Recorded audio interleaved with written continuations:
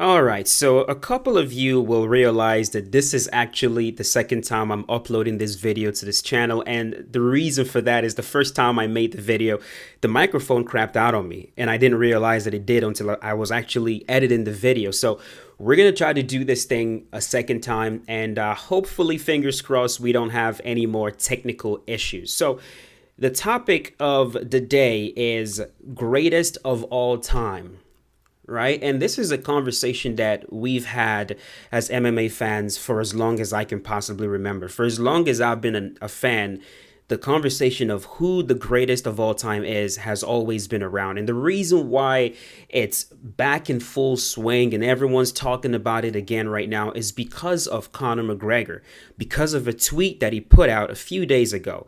And in that tweet, he gives us his list of who the greatest of all time is, in his opinion. And when you take a look at his list, a few of the fighters that he actually lists are fighters that we've all seen before appear on everyone's greatest of all time list, right? He talks about GSP. GSP is on everyone's list. He talks about Anderson Silva. Anderson Silva is on everyone's list. He talks about John Jones. These are the three fighters that we normally see. He also brings up Demetrius Johnson. These are the fighters that we see referenced every single time people talk about greatest of all time. But there was also one more fighter that he added in, which is where the controversy starts, and that is himself. Right? He talks about himself on this list, and he actually lists himself as number two. Now, when you take a look at the criteria that Conor used to judge who the greatest of all time is, you'll start to understand why he put himself at number two, right? Like if you take a look at the tweet that he put out, he talks about array of finishes, which is why he says that he is actually tied with Anderson Silva for number one on the GOAT list. And the interesting thing about Conor when he talks about array of finishes is he's not really referring to the four different ways that you can win a fight in MMA, which is, of course, the first one is by knockout. If you knock out your opponent, the fight is over. You can win a fight by TKO, which is a technical knockout. You can win a fight by submission. If the opponent quits, you get the win. And you can also win the fight by decision. There's also doctor stoppages, but that is so rare. That rarely happens. And that would actually count as a TKO, if I'm correct. So 4 ways you can win a fight. But that's really not what Conor is referring to when he talks about array of finishes. Instead, he is referring to exciting finishes, how dynamic the finish is. And when you take a look at Conor's career, he is one of the absolute best guys out there at performing, at putting on absolutely brilliant, beautiful performances that lead to very memorable finishes. He and Anderson Silva, I would put those two guys at the top when it comes to that. So when he gives you his greatest of all time list and he puts himself at number two, that's his reasoning for that. He believes that because he and Anderson Silva have the most impressive finishes, that warrants the number one and number two spot.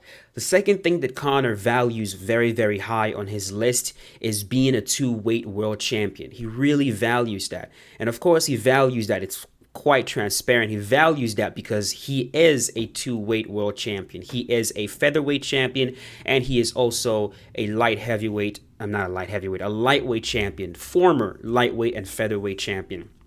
That's something that he has accomplished. So he weighs that really, really high on his list.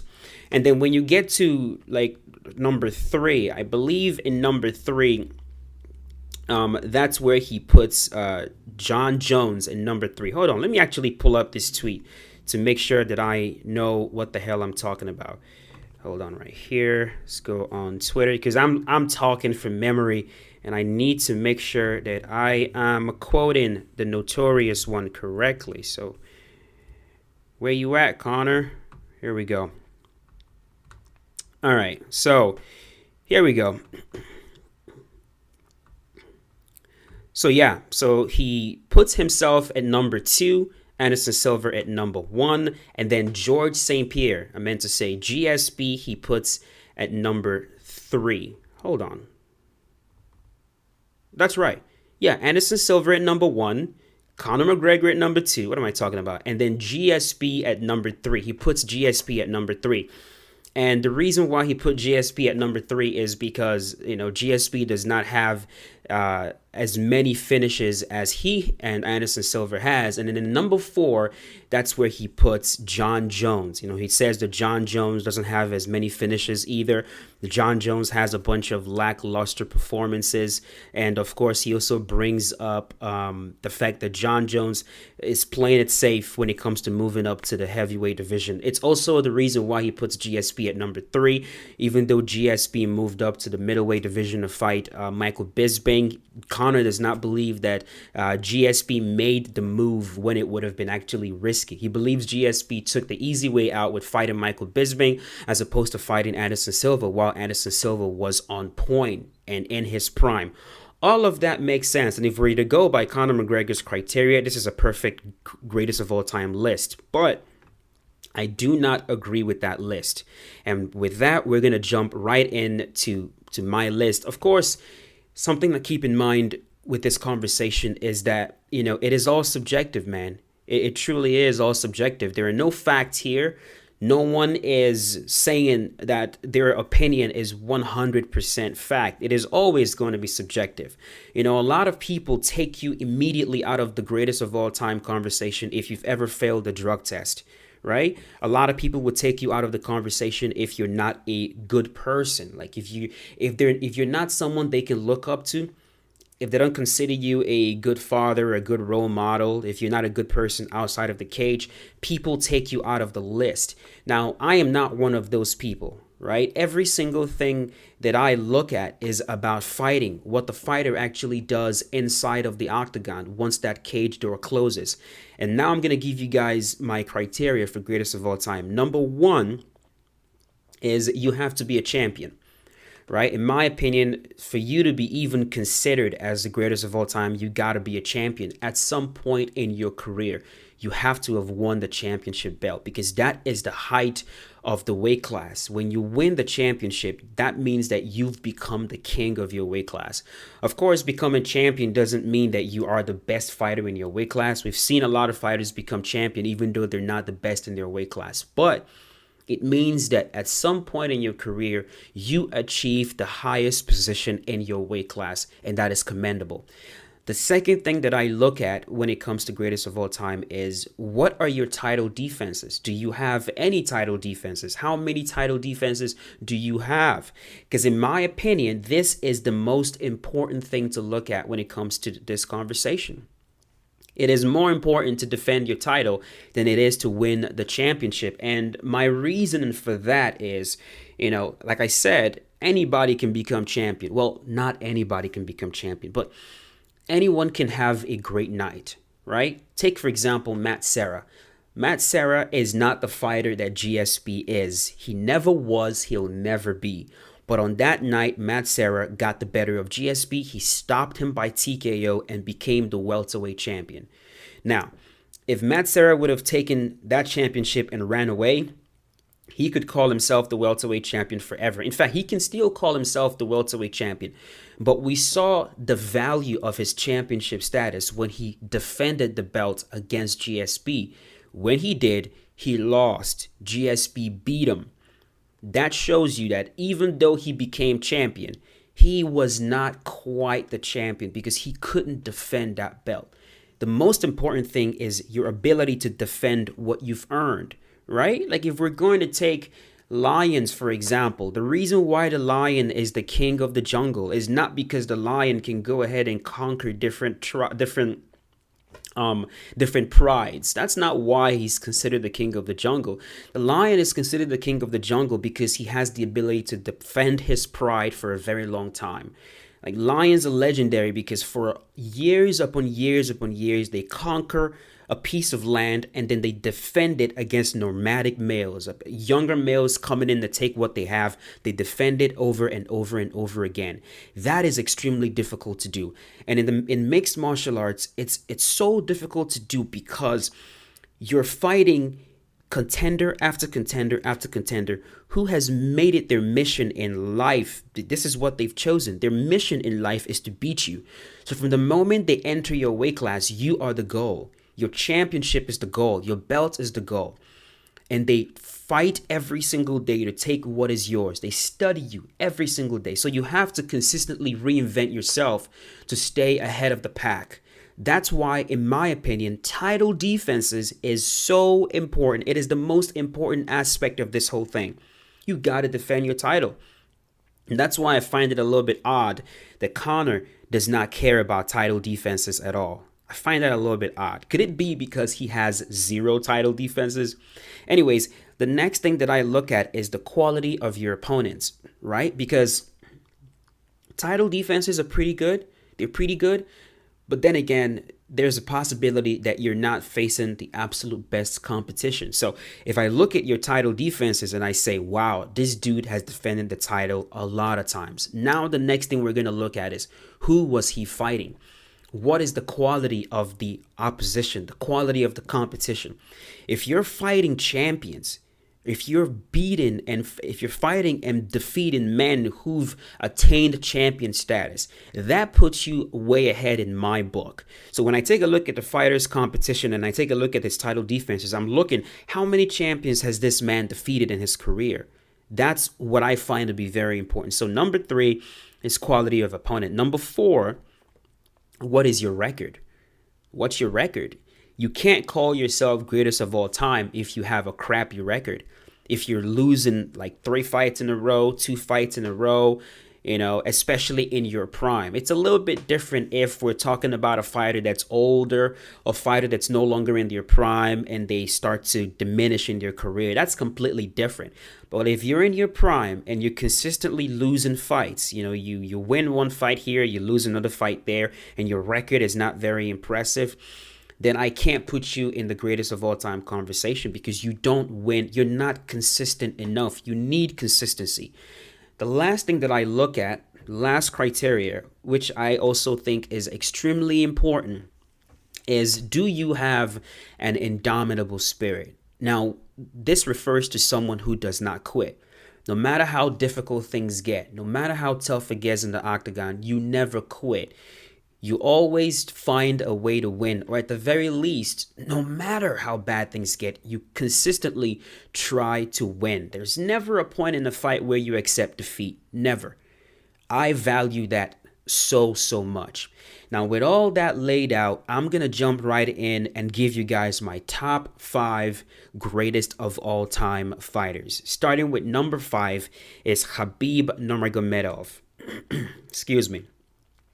Now, if we take a look at Khabib and we go with my criteria, 1, he's a champion, right? Khabib is a champion. He's been a champion for a while. Next up is title defenses. Khabib has title defenses. He has defended his title twice. He defended the title against Conor McGregor, and he defended the title against Dustin Poirier. The next on the list is the quality of opponents. He has defeated 2 champions in his career. The first one was Rafael dos Anjos. Second champion he defeated is Conor McGregor. And if we're going to put weight in this whole being 2-weight world champion thing, then Khabib can say that he has defeated a man who has held a belt in 2 weight classes. That is very impressive. Excuse me. Next up is his win and loss record. This is where he gets extremely impressive. Khabib is 28-0. He has never lost a fight. His record is incredible. Granted, a vast majority of his opponents, especially early on in his career, they're not big names. You don't really know who they are. A lot of them were not really on his level. And if we're to be honest with ourselves, Khabib has had quite a few favorable matchups. He's faced a lot of strikers and he's a grappler. So these are very favorable matchups to him. But that record is impressive. Very few men can go 28 fights and not lose a single fight. And Khabib is even more impressive because in a lot of fights, he doesn't even lose rounds. I really value that. Next up is indomitable spirit. If you take a look at Khabib, you can definitely say the man has an indomitable spirit. Freaking phone is dead. I can't look at this list anymore. Hopefully I remember what I wrote down. So if you look at Khabib, you can definitely say that he has an indomitable spirit. The man is not the type of fighter that I suspect that's going to go into the ring and quit. If you put him in a bad position, I suspect that because of his style requires that you be extremely mentally tough. He's a grinder. He's very well conditioned. He does have a good chin. He's the type of fighter that I don't think is ever going to quit in there. He's going to always find a way to win. At the very least, he's going to try. He's always going to try to find a way to win. So Khabib is number 5 on my list. Number 4 is Jose Aldo. Jose Aldo is the one fighter that a lot of people have forgotten. For some reason, people have forgotten Jose Aldo. They've forgotten what the man has accomplished, how formidable he used to be, how impressive he used to be because of his recent losses. That's just the way mixed martial arts is. When you start losing, people start to forget, right? They start to forget the things that you've accomplished. So Aldo, I'm going to give that man some respect. I'm going to put some respect on that man's name, and I'm going to put him at number 4 on my list.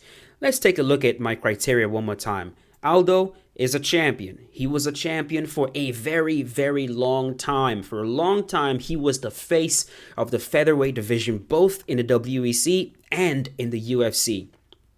So he's a champion for life. You take a look at his, the next thing, title defenses. Jose Aldo has defended his title 7 times. That is an incredible record. 7 times he has stepped in there against contenders trying to take his belt. 7 times he was able to defeat those men. I find that to be very impressive.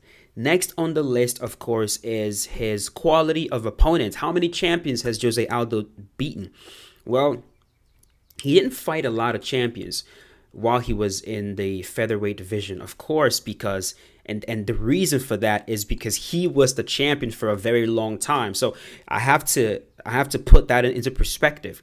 If Jose Aldo was out there losing fights, then of course a lot of other people in his weight class would have had opportunities to become champion.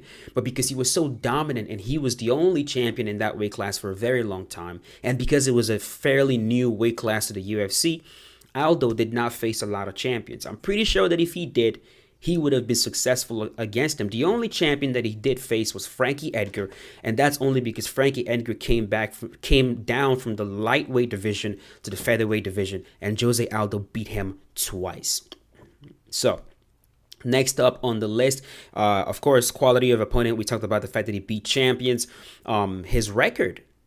What's his record? Jose Aldo at the moment is 28-6. 28-6 MMA record. That is very impressive. A lot of those losses are towards like the tail end of his career. Although you can't really say that Jose Aldo is out of his prime. 2 of those losses was to Max Holloway. Then he also lost to Marlon Moraes, and he also lost to Alexander Volkanovski. All incredible fighters, all championship level fighters. So we're going to put Jose Aldo at number 4 on the list. Let's not forget indomitable spirit. We've seen Jose Aldo in there gassed. We've seen him in there extremely tired. Not one time did he quit in there. We've seen Jose Aldo against Korean Zombie with a broken foot.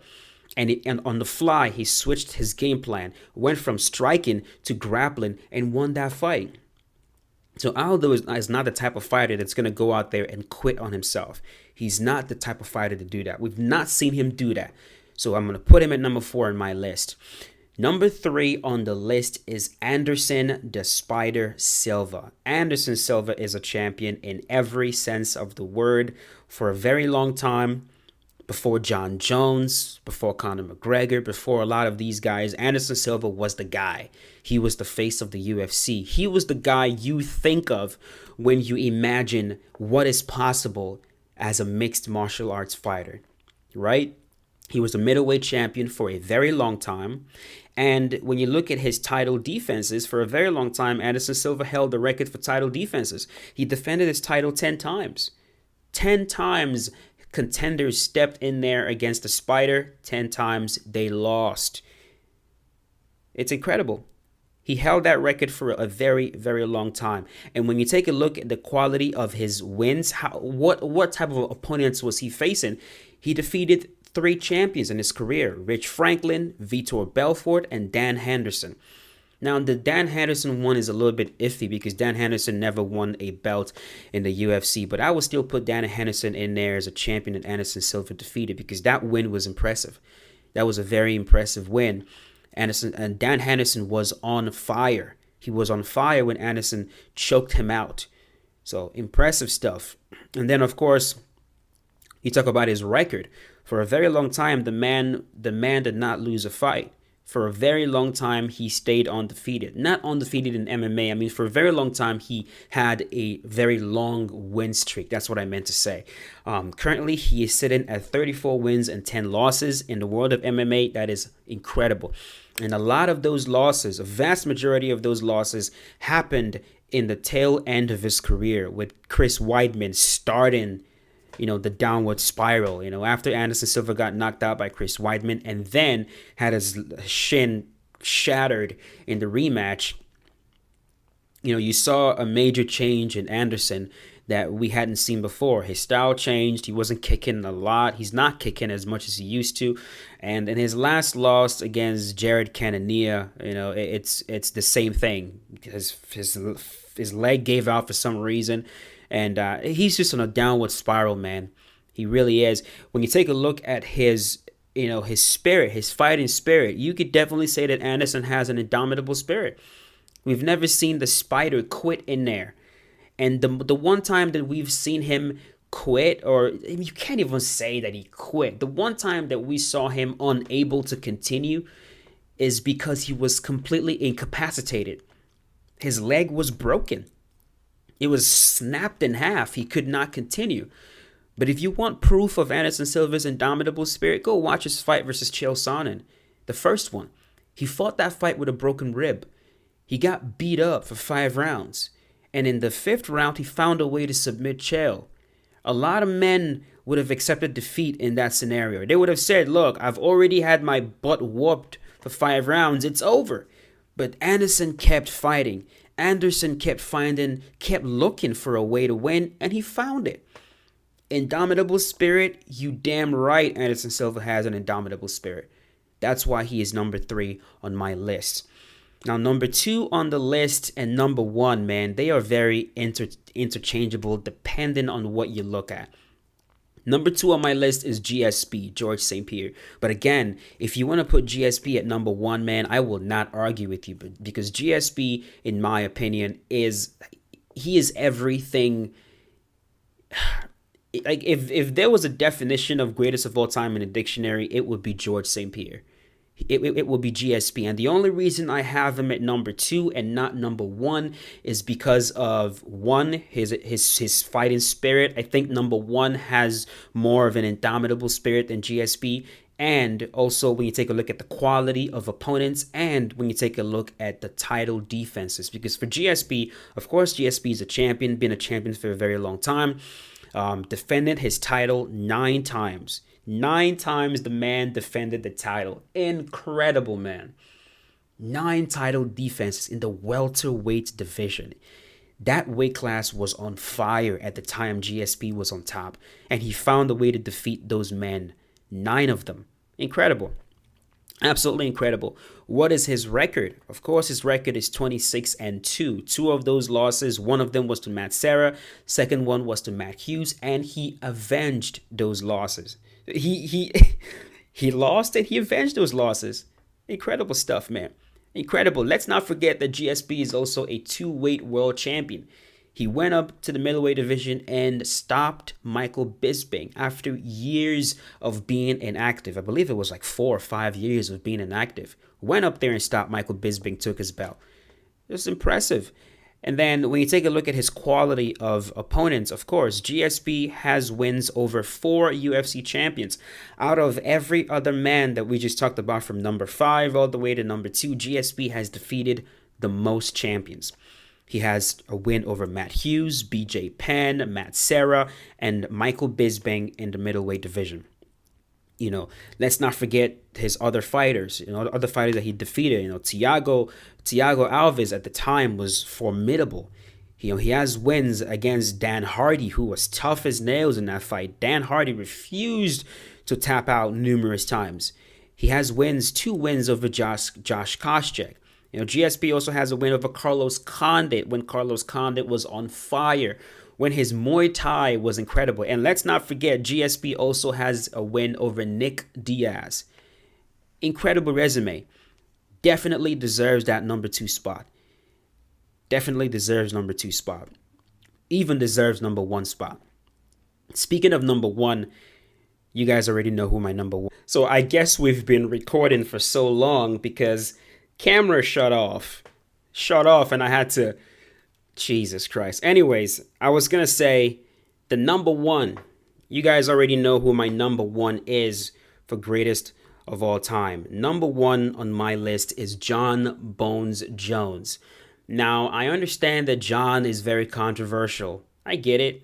For a lot of people, John Jones should not even be in the conversation. And look, if your criteria says if you've ever failed a drug test, you're not greatest of all time, then I get it. Take John, throw him in the trash. He's not greatest of all time. I get it.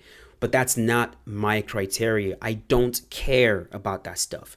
I don't care about fighters who have failed drug tests. And I can get into why I don't care about that, but then this video would just be like an hour long. So I'm not going to get into that.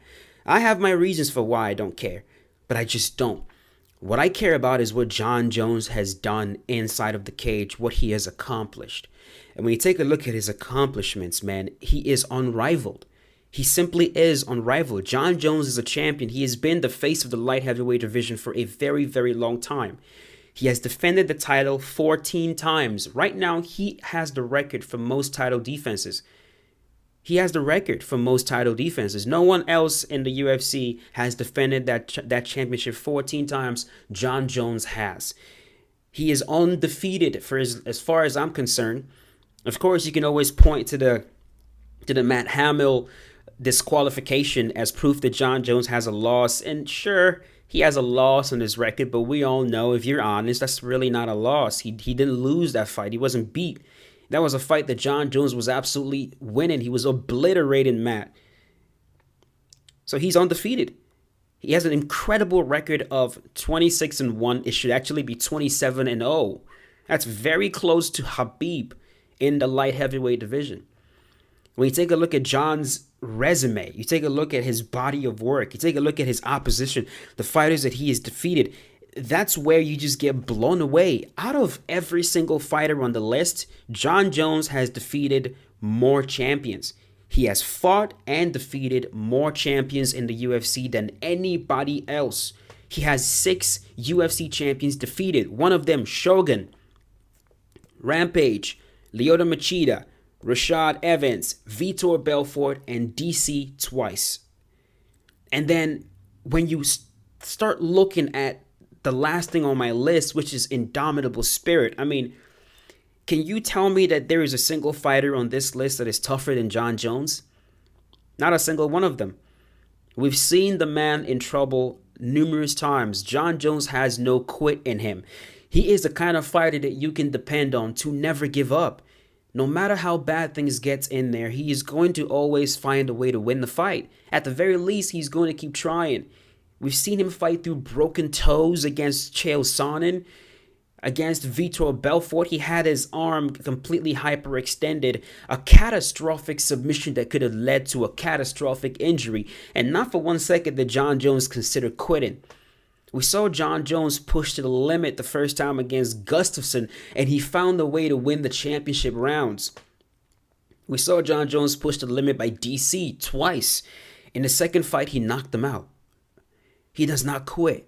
He just simply doesn't. And his resume, as I'm looking at it, is the most impressive that I've seen in the UFC. I don't know anyone else I can compare him to except GSP, which is why, again, like I said, they're interchangeable. If you're going to deduct a point from John Jones, you can say John Jones is a piece of crap. You can say John Jones is a cheater. John Jones used steroids. Maybe with that you could demote him, but I don't see how you can toss all of his accomplishments out the window because of that. It makes no sense to me whatsoever. That's why he is number 1 on my list of greatest of all time. In my opinion, John Jones is the greatest of all time. And until somebody beats that man, he is going to stay the greatest of all time until he retires. You know, it's possible that he's going to move up to the heavyweight division and even do greater things, which is only going to do more to solidify that position. So that is my list. That is my list for you guys. Number 5 again is Khabib Nurmagomedov. Number 4 is Jose Aldo. Number 3 is Anderson Silva. Number 2 is George St. Pierre. And number 1 is John Jones. Now, I think we have covered this conversation in detail enough. I feel like this video is, how long have I been recording now? We've been recording for about 30 minutes, and I'm going to leave it at this. Let me know what you guys think about this setup. It was a question I asked you guys in the video yesterday before I deleted. Let me know what you think about the setup. It's still a work in progress. I need to do something with the room because there's a lot of echo. I don't know if you guys can hear from the microphone. I got to do something with this back wall. Put something interesting in the back there so you guys don't just stare at a blank wall the whole entire time that I'm talking.